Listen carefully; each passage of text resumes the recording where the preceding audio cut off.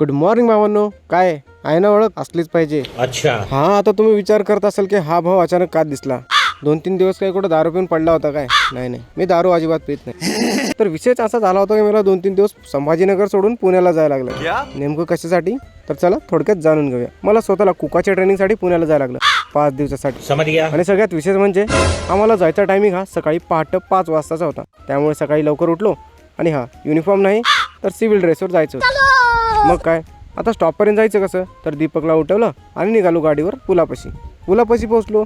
माझ्या आणि दीपकशिवाय दुसरं कोणीही तिथे नव्हतं. तर आमच्यासाठी कंपनीने कॅब बुक केलेली होती. कॅब आली, कॅबमध्ये बसलो आणि निघालो पुण्यासाठी.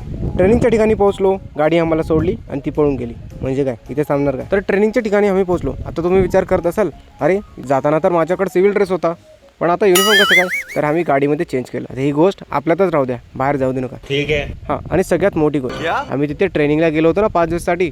तिथे आम्ही हॉटेलमध्ये राहिलो.